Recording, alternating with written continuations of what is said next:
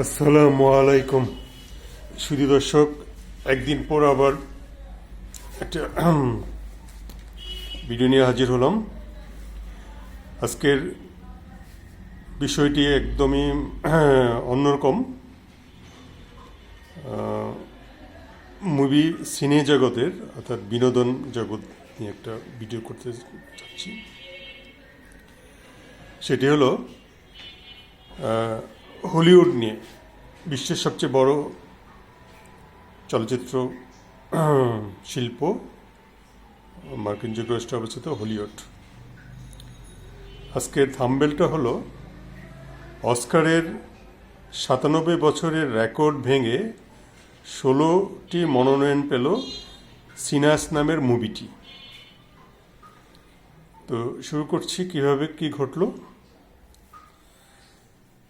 ২০২৫ সালে যে সিনেমাটি হলিউডকে ধ্বংস করে দেওয়ার কথা ছিল, শেষ পর্যন্ত সেটি হয়ে উঠল বছরের সবচেয়ে আলোচিত ও সাংস্কৃতিকভাবে গুরুত্বপূর্ণ চলচ্চিত্র।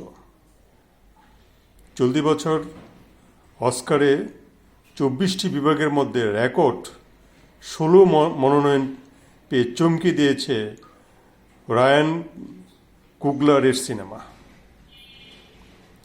মাত্র ২ মাসে লেখা চিত্রনাট্যটিতে প্রায় $১০ কোটি বাজেট খরচ করে সিনেমাটি নির্মাণ করা হয়। হলিউডের প্রভাবশালী মহলের ধারণা ছিল এত বড় বাজেটের ছবি বানাতে কুগলার নিজের সামর্থ্যের বাইরে চলে যাচ্ছেন। হলিউডের অনেকেই এই ছবির প্রযোজক ওয়ার্নার ব্রাদার্সকে পাগলও বলেছিলেন।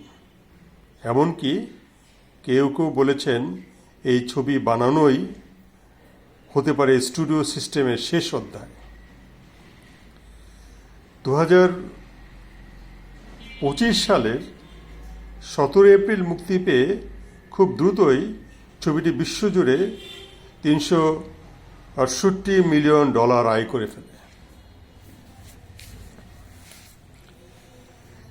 এর মধ্যে দিয়ে এটি হয়ে ওঠে গত ১৫ বছরের মধ্যে সবচেয়ে সফল মৌলিক অরিজিনাল সিনেমা এবং যুক্তরাষ্ট্রের ইতিহাসে ১০ম সর্বোচ্চ আয় করা রেটেড চলচ্চিত্র।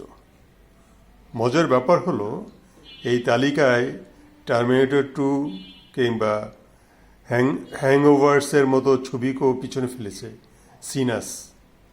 তাহলে বুঝতে পারছেন এই ছবিটা গত বছরের এই ১৭ এপ্রিলে মুক্তি পাওয়া যে সিনাস ছবিটা বিশ্বজুড়ে কী পরিমাণ হইচই ফেলে দিয়েছে, এবং যেটা কিনা গত ১৫ বছরের মধ্যে সর্বাধিক রেটেড আয় করা মুভি, যেটি এই বিশ্ববিখ্যাত যে সিনেমা যেটাতে অভিনয় করেছিলেন আর্নল্ড শোয়ার্জনেগার, সেই টার্মিনেটর ২কেও পিছনে ফেলে দিয়েছে।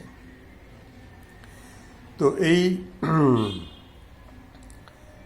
ভিন্ন ধারার বিনোদন জগতের হলিউডের এক খুব সম্প্রতি বিখ্যাত একটি মুভি নিয়ে আলোচনা করলাম। এরপর আবার কোনো এক বিষয় নিয়ে হাজির হব। ততক্ষণ পর্যন্ত আপনারা সবাই অপেক্ষা করুন। আর সুধী দর্শক, আপনারা দয়া করে আমাকে একটু সাবস্ক্রাইব করুন, ভালো লাগলে লাইক দেন, কমেন্ট করুন, কারণ অনেক কষ্ট করে ভিডিও করতে তো যদি এইগুলি না পাই তাহলে ভিডিও করার আগ্রহটাই কমে যায়। তো আপনারা সবাই ভালো থাকবেন। আজকে এই পর্যন্তই। আল্লাহ হাফেজ।